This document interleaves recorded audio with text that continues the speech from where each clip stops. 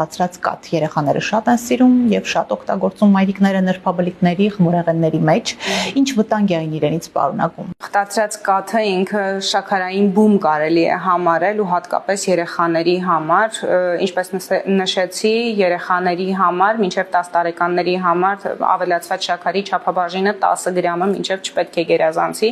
իսկ մի պահ ուղղակի որ պատկերացնենք խտացած կաթում որքան շաքար է պարունակում,